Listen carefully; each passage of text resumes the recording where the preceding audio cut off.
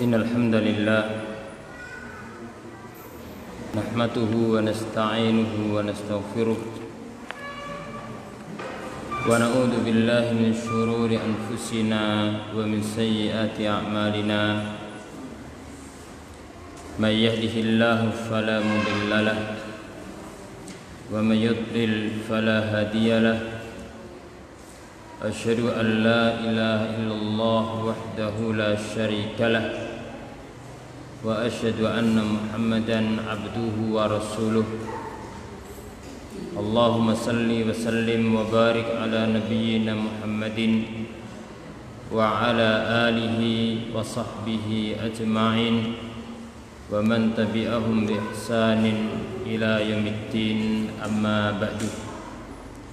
Ma'asyiral muslimin, jamaah salat maghrib Masjid Al-Fajri rahimakumullah. Alhamdulillah, puji syukur kehadirat Allah Subhanahu wa taala atas segala nikmat dan rahmat yang Allah curahkan kepada kita, sehingga pada kesempatan yang mulia ini kita dapat menjalankan ibadah mulia, yaitu salat maghrib dengan berjamaah, yang mana salat maghrib termasuk salat 5 waktu sehari semalam, yang itu semua amalan yang paling utama setelah 2 kalimat syahadat.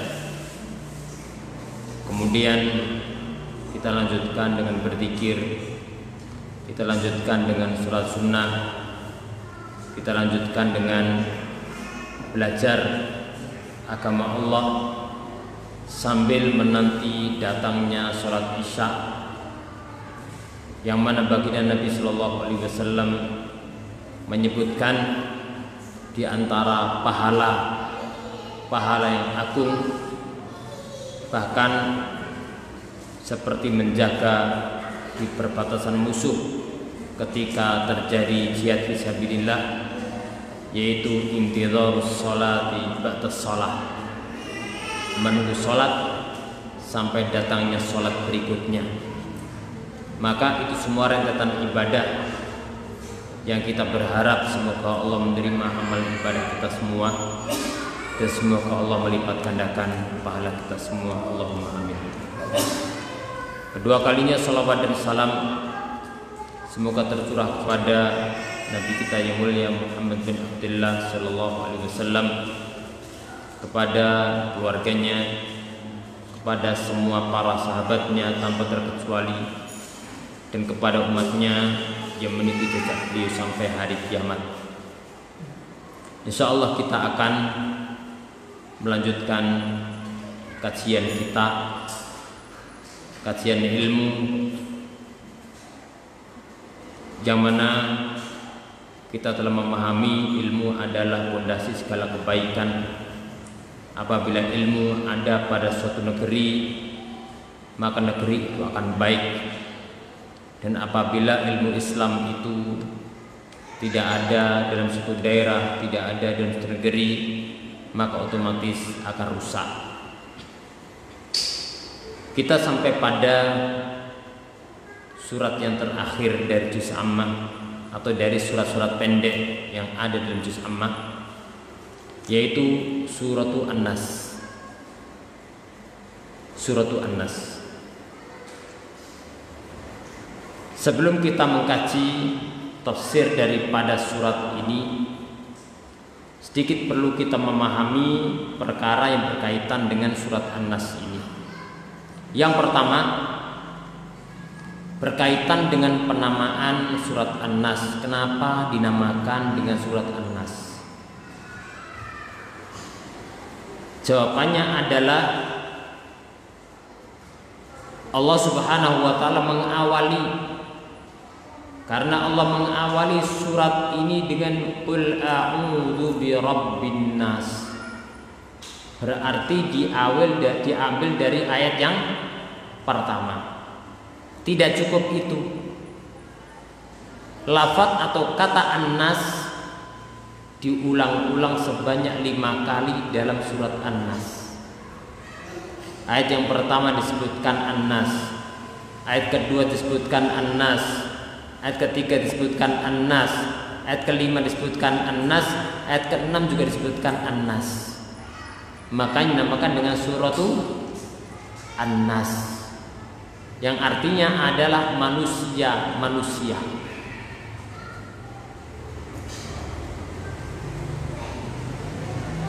Kemudian poin yang kedua, apa kesimpulan daripada surat An-Nas ini? Surat ini mengkaji tentang masalah al-isti'adzah, keharusan meminta perlindungan kepada Allah, Tuhannya para makhluk. Minta perlindungan dari apa? Minta perlindungan dari makhluk yang paling jahat, itu setan dan bala tentaranya, baik dari bangsa jin maupun dari bangsa manusia. Itu kesimpulan daripada surat An-Nas. Jadi surat An-Nas itu membahas tentang perintah Allah kepada Rasulnya dan tentunya kepada umatnya untuk minta perlindungan kepada Allah dari makhluk yang paling jahat, yaitu setan,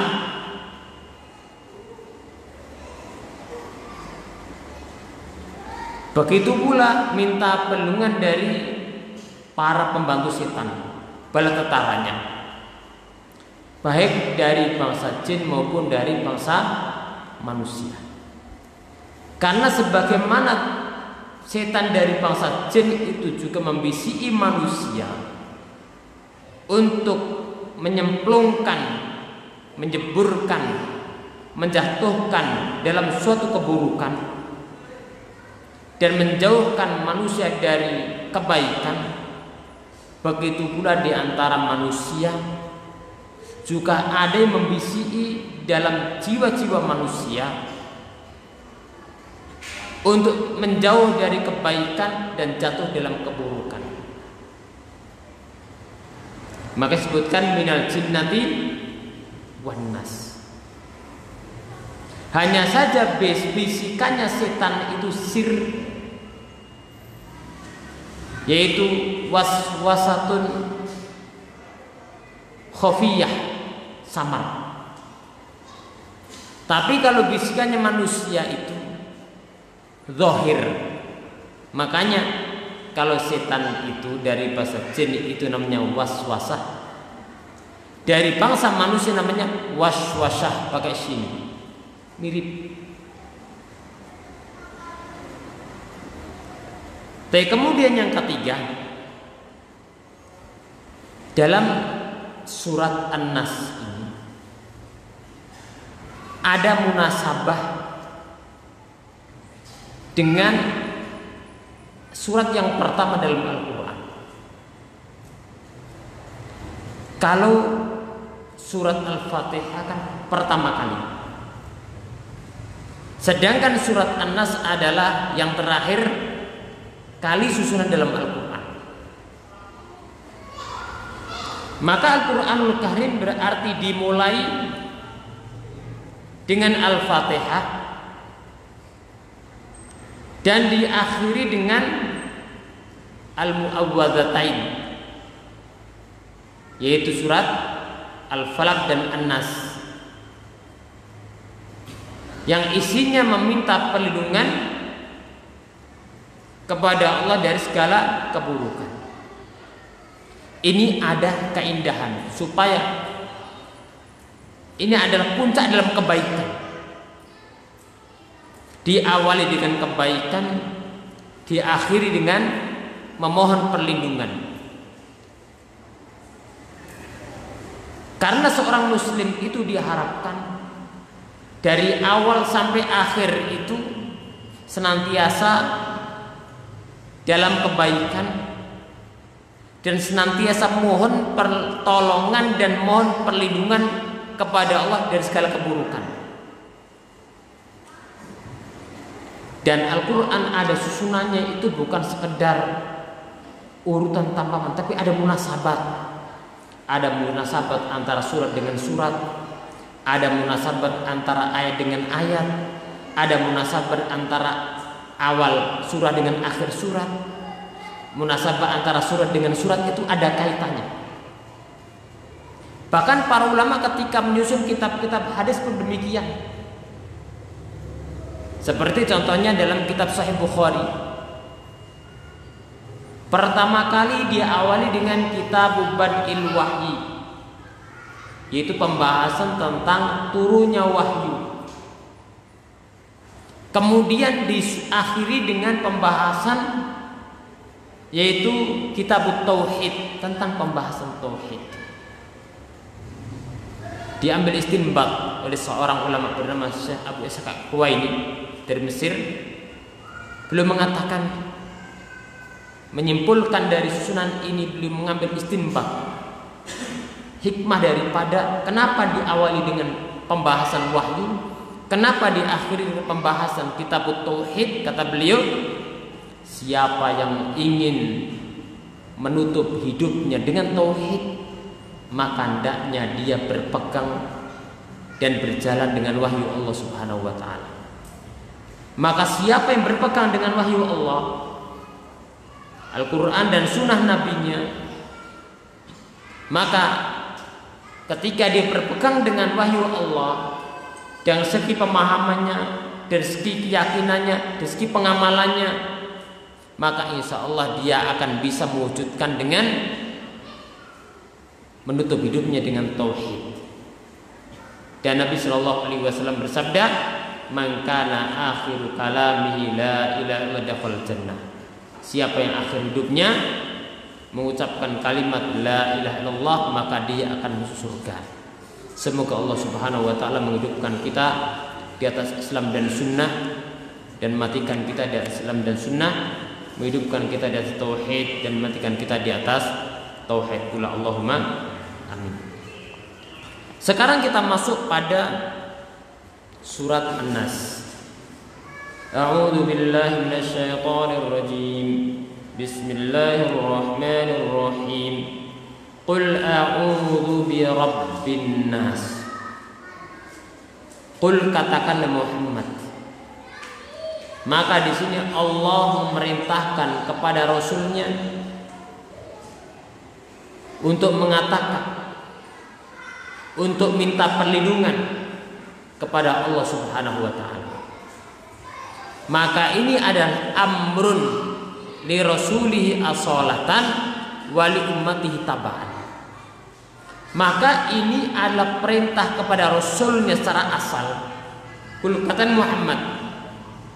Tapi ini juga mengandung perintah kepada umatnya, supaya umat ini mengikuti baginda Nabi Shallallahu Alaihi Wasallam dengan mengamalkan ibadah yang mulia berupa al-isti'adzah, minta perlindungan. Dan ketika memohon perlindungan itu tidak minta kepada benda-benda yang tidak dapat mendatangkan manfaat atau mudarat, tapi minta perlindungan isti'adzah hanya kepada Allah Subhanahu wa ta'ala. Dan perintah minta perlindungan kepada Allah itu dalam banyak posisi. Ketika singgah di tempat atau rumah yang kosong atau tanah yang kosong, Rasul mengajarkan kepada kita, a'udzu bikalimatillahi tammati min syarri ma khalaq. Ya Allah, aku mohon perlindungan kepadamu dengan kalimat-kalimat yang sempurna, min syarri ma khalaq, dari keburukan yang Allah ciptakan. Umum, makhluk halus, makhluk kasar, min syarri ma khalaq. Maka ini doa yang jami', yang mencakup. Ketika seorang singgah di suatu tempat yang tidak dihuni orang, rumah kosong umpama, atau tempat yang kosong, baca doa ini.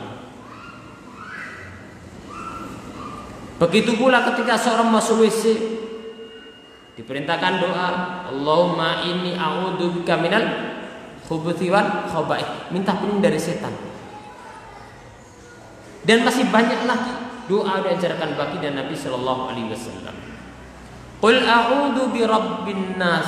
Katakan Muhammad, aku mohon perlindungan kepada Allah Tuhannya manusia. Kenapa Allah hanya menyebutkan Tuhannya manusia, yang mengatur manusia?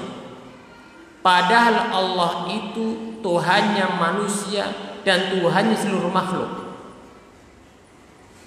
Allah yang mengatur manusia dan mengatur seluruh makhluk.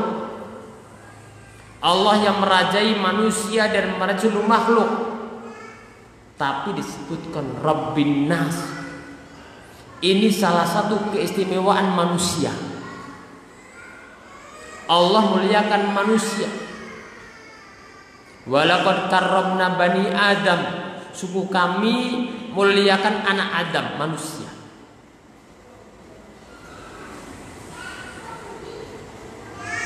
Walaqad khalaqnal insana fi ahsani taqwim. Sungguh kami ciptakan manusia dalam sebaik-baik bentuk. Maka selama manusia atau apabila manusia berada di atas siratal mustaqim, di atas jalannya Allah, menjalankan apa yang Allah inginkan dari manusia dan menjauhi apa yang Allah inginkan dari manusia, maka manusia itu terus dalam keadaan ahsani taqwim. Tapi apabila manusia ternyata tidak berjalan sesuai dengan jalan yang Allah kehendaki, maka manusia itu dari mulia akan jatuh. Summa radadnahu asfala safilin. Kami akan kembalikan dari sejelek-jelek kedudukan. Bahkan Allah mensifati orang-orang kafir, lahum qulubun la yasma'una bih. Mereka punya hati, telinga, hati tapi tidak memahami. La yafqahuna biha. Lahum adzan la yasma'una biha. Mereka punya telinga tapi tidak mendengar. Walau ma'yunun la yubsiruna biha. Mereka punya penglihatan tapi mereka tidak melihat. Bukan maksudnya mereka tidak mendengar, tapi mereka mendengar tapi tidak mengambil pelajaran. Sekedar mereka dengar-dengar, tapi bukan seperti orang yang beriman ketika mendengar. Orang yang beriman yang hatinya tunduk ketika mendengar ayat, mendengar hadis, itu mereka yasma'un, mereka mendengar, mengambil faedah pelajaran. Orang yang beriman ketika melihat kebenaran dan kebaikan, maka tidak seperti orang-orang yang ingkar, melihat sekedar melihat tapi tidak bisa mengambil pelajaran dan ibrah. Begitu pula ketika memahami suatu kebaikan, suatu kebenaran, maka orang yang beriman itu menjadi bertambah imannya, menjadi bertambah tunduk, menjadi semakin dekat kepada Allah Subhanahu wa ta'ala. Karena tujuan daripada belajar Islam, tujuan daripada mengamalkan Islam, tujuan daripada meluk Islam adalah supaya mendekatkan diri kita kepada Allah, mengantarkan kita kepada Allah, mengantarkan surganya. Itu tujuan daripada kita berislam. Kalau sekedar kita tahu wawasan, tidak mendekatkan kepada Allah, itu tidak manfaat. Sekedar kita pernah tahu tapi tidak mendekatkan diri kepada Allah, itu tidak manfaat. Maka ketika kita belajar dan tidak menjadi kita lebih dekat kepada Allah, berarti perlu kita tambah perjuangannya untuk bisa apa? Mendekatkan diri kepada Allah, supaya kita perbaiki lagi niat-niat kita. Pernah kita bahas dalam belajar ilmu itu ada 3 niat manusia. Yang pertama, ada orang belajar ilmu itu niatnya qurbah, mendekatkan diri kepada Allah. Ini ibadah. Yang kedua, ada orang belajar itu karena sekedar senang ilmu. Ini niat hukumnya boleh. Yang ketiga, orang belajar ilmu bukan karena Allah. Yang ketiga adalah niat yang rusak. Yang kedua adalah niat yang boleh. Biasanya kalau baru belajar itu asalnya tujuannya sekedar senang ilmu. Kenapa baca? Senang baca. Kenapa belajar? Senang belajar. Tapi orang yang belajar ilmu dan dia sudah masuk ilmu padanya, jangan berhenti sampai sekedar senang ilmu. Tapi hendaknya ditingkatkan bahwa ilmu ini adalah sarana mendekatkan diri kepada Allah. Ini ibadah agung, ibadah mulia. Sehingga berangkat dari rumah niatkan ini kita mau ibadah. Kita jalan, kita mau ibadah. Kita masuk masjid, kita mau ibadah. Kita duduk, kita sedang beribadah. Sehingga maksimal dalam menjalankan ibadah yang agung ini. Kemudian Allah Subhanahu menyebutkan ayat yang kedua, Malikin Nas, Allah zat yang merajai manusia.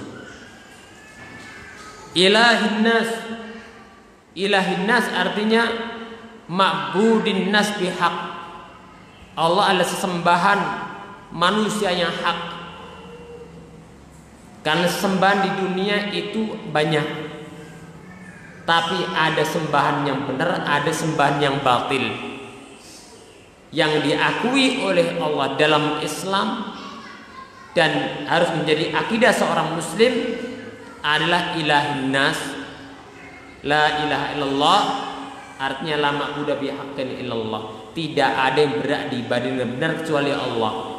Allah berfirman, dzalika bi anna Allah wal haq wa anna ma yad'una min duni wal batil. Itulah Allah, sembahan yang hak. Selain Allah ada sembahan-sembahan yang batil. Ada sembahan selain Allah di dunia ini. Ada menyembah malaikat, ada orang menyembah nabi, ada orang menyembah orang yang mati, ada orang menyembah pohon, ada yang menyembah laut, ada yang menyembah patung. Itu sembahan-sembahan sembah manusia. Tapi semua itu sembahan yang batil. Adapun al-ilahul haq adalah Allah Subhanahu wa ta'ala. Minta perlindungan dari apa? Minasyaitan, yaitu min syarril waswasil khannas. Minta perlindungan dari keburukan bisikan-bisikan setan. Al-khannas itu artinya al-mutaakhir. Artinya ketika setan itu ganggu, kemudian dia zikir kepada Allah, dia ingat kepada Allah, dia minta perlindungan, setan itu mengetil dan setan itu menjauh. Setiap dia ingat kepada Allah, dia zikir kepada Allah, dia minta perlindungan kepada Allah, setan menjauh. Datang lagi seorang ingat Allah lagi, dia akan menjauh. Karena setan itu memang kerjaannya adalah ganggu manusia. La ughwiyannahum ajma'in. Allah sebutkan dalam Al-Qur'an, kata setan ketika dicap, iblis ketika dicap masuk neraka, aku akan sesatkan seluruh manusia. Illa ibadaka minhumul mukhlasin. Yang selamat hanyalah para hambamu yang ikhlas kepada Allah. Kata setan, aku akan sesatkan manusia min baini aidihim, dari arah kanannya, wa min khalfihim, aidihim dari arah depannya, wa min khalfihim dari arah belakangnya, wa an aimanihim dari arah kanannya, wa an samailihim, aku akan ganggu dari sebelah kirinya. Wala tajidu aktsarahum syakirin, kalian tidak akan jumpai kebanyakan mereka bersyukur. Artinya kebanyakan manusia adalah tidak syukur, kebanyakan manusia adalah kufur. Min syarril waswasil khannas alladzi yuwaswisu fi sudurin nas. Yang mana setan itu membisiki ke dalam hati-hati manusia. Berarti mana tempat yang dibisiki setan adalah dalam hati-hatinya. Minal jinnati wan nas, dari kalangan jin dan kalangan manusia. Hadis suratu disebutkan oleh pensarah kitab ini, hadis suratu mustamilatun alal isti'adzati bi rabbin nas wa maliki wa ilahihim. Surat ini mengandung al-isti'adzah, permohonan perlindungan kepada Allah Tuhannya manusia, yang merajai manusia dan sesembahan manusia. Minta perlindungan dari apa? Minasyaiton alladzi wa aslu syururi kulliha wa maddatiha. Yaitu minta perlindungan dari setan, karena setan ini adalah pokok dari seluruh kebaikan. Sumber dari seluruh keburukan adalah setan. Wa madatiha, dan pondasinya, asalnya ini adalah pokok keburukan. Maka kenapa Allah perintahkan kita meminta perlindungan dari setan? Karena setan ini adalah sumber keburukan di muka bumi. Karena setan itu ketika sudah dicap dia adalah ahli neraka, dia tidak mau masuk neraka sendiri, itu iblis. Tapi mereka ngajak. Alladzi min fitnatihi wa syarri annahu yuwaswisu fi sudurin nas. Yang mana termasuk fitnah dan keburukan setan tersebut adalah membisiki dalam dada-dada manusia. Apa arti waswis, membisiki dalam dada manusia? Wa yuhassinu lahumus syarra. Perbuatan buruk dihiasi supaya tampak baik. Wa yurihim iyyahu fi suratin hasanah. Setan itu menampakkan keburukan pada manusia seakan-akan itu adalah baik, jadi diperindah, sehingga perbuatan syirik kepada Allah kadang ditampakkan di hadapan manusia itu adalah keindahan, itu adalah suatu kebaikan, sehingga syirik kadang-kadang dianggap itu tauhid. Entah dengan alasan dan nama apa dia berbuat kesyirikan, macam-macam. Kadang ada dengan slogan menolong manusia seperti dunia perdukunan pada masa jahiliyah dahulu. Lu kan nolong manusia. Ada yang dengan alasan cinta kepada orang-orang soleh, padahal dia nyembah kadang-kadang, minta kepadanya. Amalan tidak ada tuntunannya, dihiasi seakan-akan itu adalah suatu syiar Islam.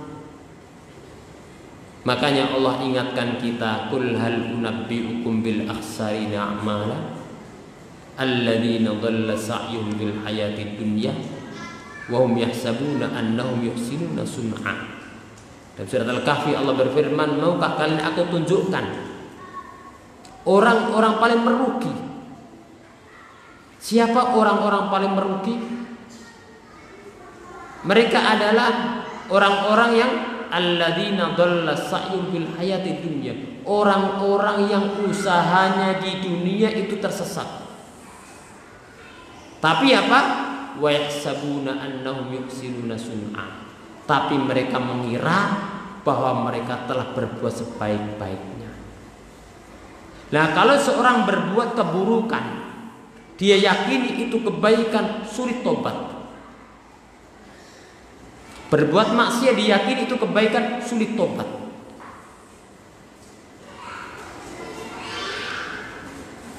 Tapi kalau orang berbuat kesalahan, dia ngaku itu salah, maka harapan untuk tobat itu gampang. Makanya lebih banyak tobatnya pelaku maksiat daripada tobatnya pelaku atau orang-orang yang membuat tuntunan dalam Islam, karena dianggapnya itu kebaikan, dianggapnya itu mendekatkan diri kepada Allah. Padahal yang dapat mendekatkan diri kepada Allah adalah al-amalus soleh, amal soleh. Dan amal soleh adalah amal yang dibangun di atas dua dasar. Yang pertama dibangun di atas keikhlasan, yang kedua dibangun di atas tuntunan. Itu amal soleh. Wa yunashitu iradatahum li fi'li. Setan itu dalam membisiki manusia, menyemangati manusia untuk mengerjakan perkara-perkara yang tidak baik, untuk mengerjakan perkara-perkara disemangati. Makanya orang-orang yang mengamalkan amalan-amalan tidak baik itu gak lelah-lelah. Tapi kalau suatu yang ada tuntunannya menjadikan Islam ini jaya, menjadikan manusia bisa ibadah kepada Allah berdasarkan wahyu, malas. Diajak taklim kadang malas. Diajak sodakoh males. Tapi dia punya harta di hambur-hamburkan yang tidak bermanfaat, tidak malas. Wa yuthabbituhum anil khair. Setan dalam bisikan manusia itu adalah menghentikan dan menghalangi manusia dari berbuat baik. Belajar agama dibisiki supaya jangan kamu belajar, jangan belajar. Rupanya ilmu tambah akeh, berarti kutu amalmu tambah akeh, amalmu tambah akeh, tanggung jawab tambah akeh. Dibisiki mbek setan. Wis timbang ngono dadi awam wae. Lu awam gak tanggung jawab ta? Tanggung jawab. Ada nikmat Allah Anda bisa belajar, tidak belajar itu tanggung jawab. Tidak bersyukur kepada Allah. Wa yuthabbitum anil khair. Wa yurihim iyyahu fi suratin ghairi suratiha. Dan setan dalam bisikan manusia itu menampakkan kepada mereka kebaikan itu tidak seperti gambar kebaikan itu. Kebaikan itu indah.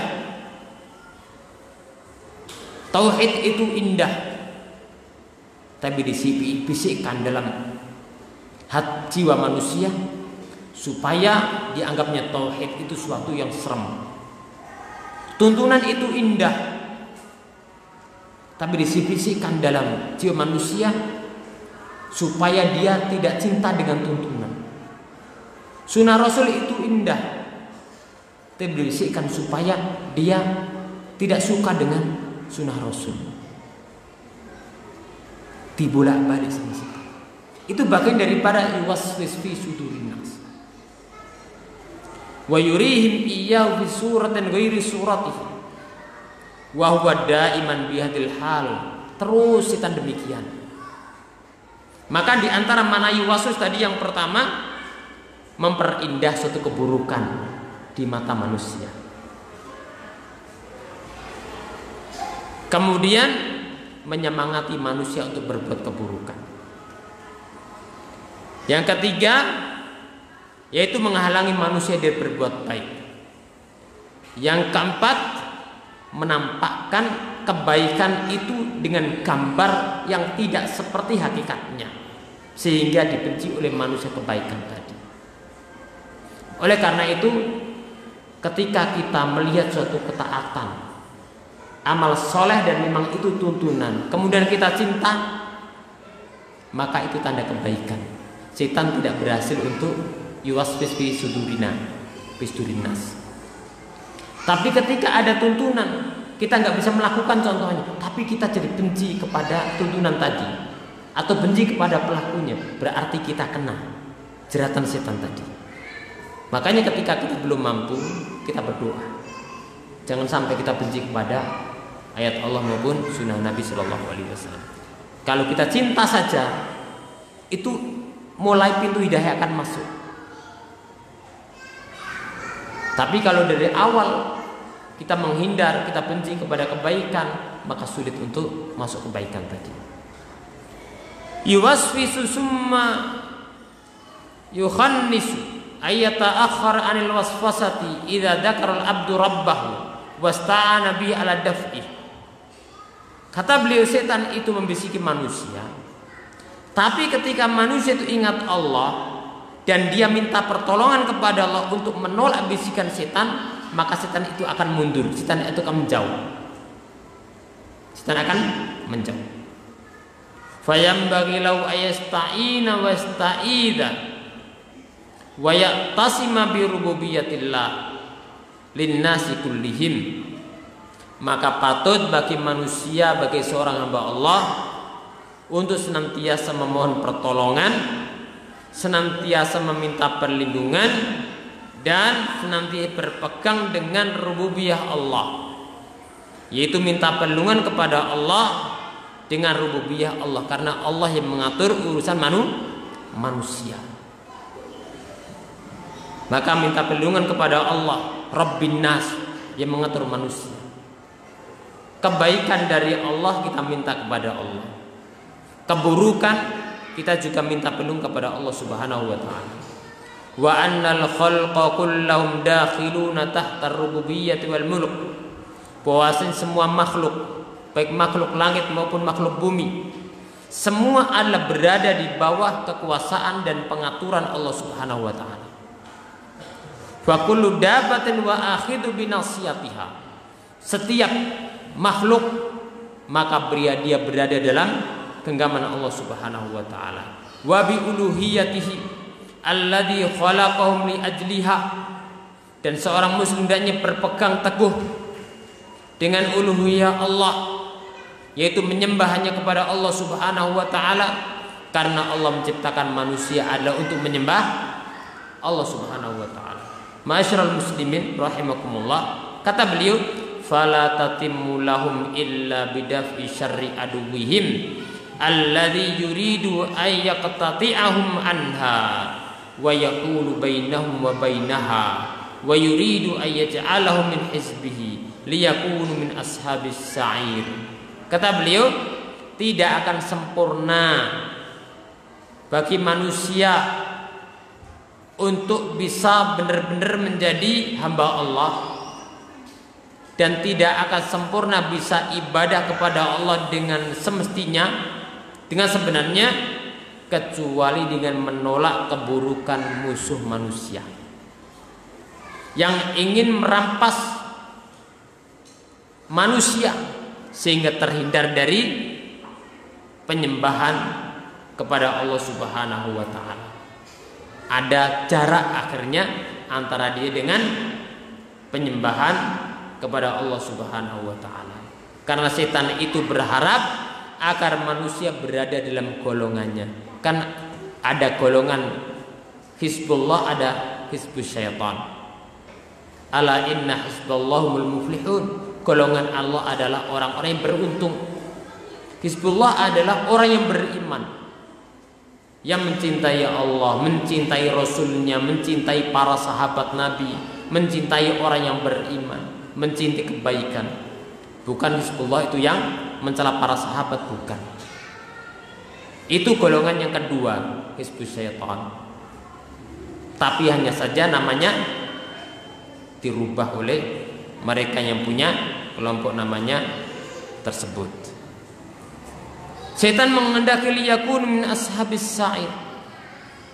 Setan menghendaki agar manusia berada dalam neraka sa'ir.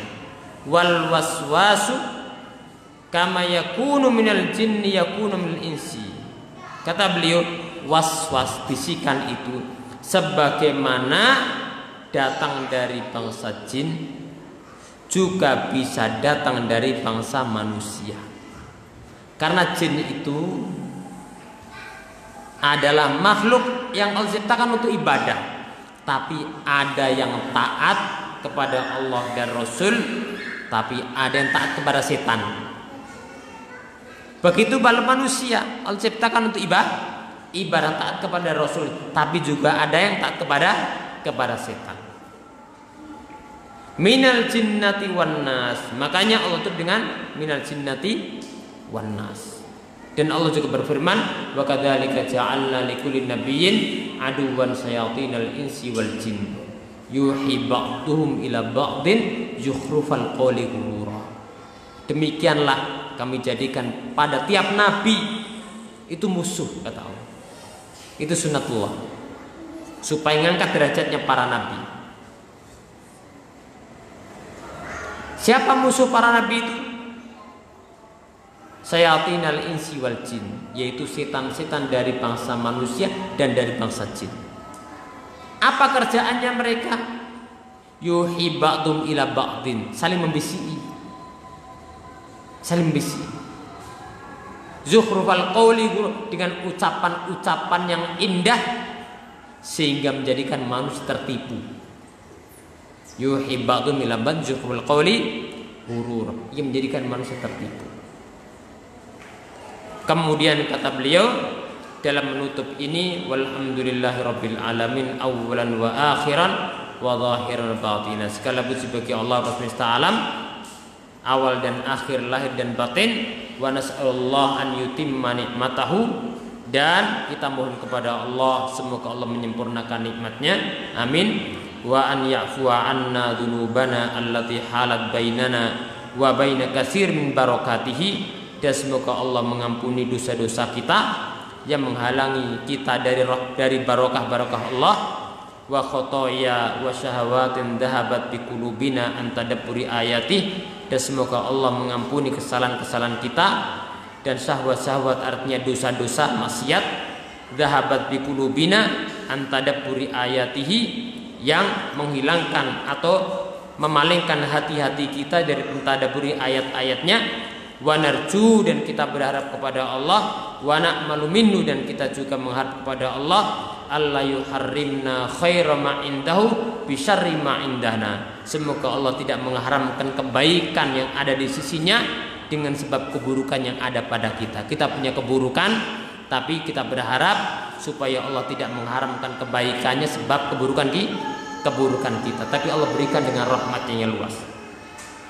Fa innahu la ya'yasu min rauhillah ilal qaumul kafirun, karena tidak ada yang putus asa dari rahmat Allah kecuali orang-orang kafir.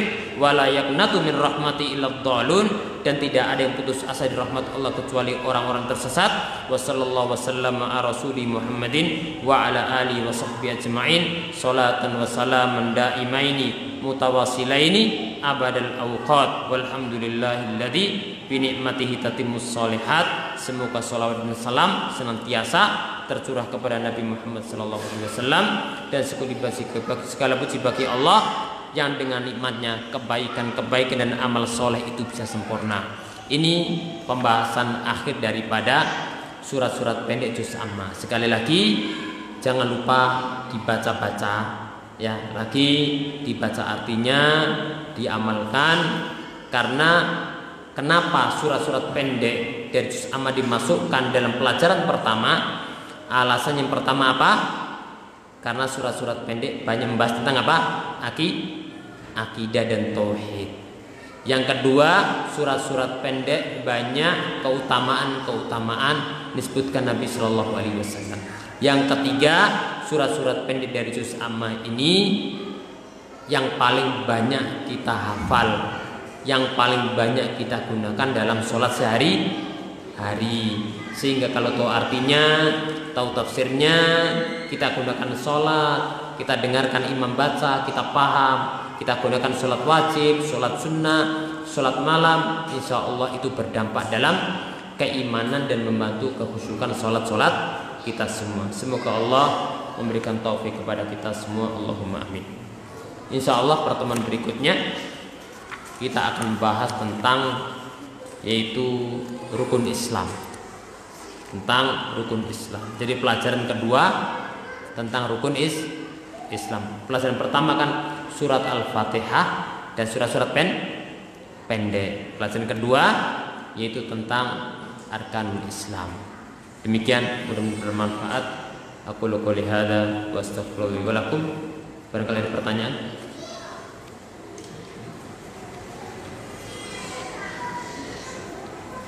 Assalamualaikum warahmatullahi wabarakatuh.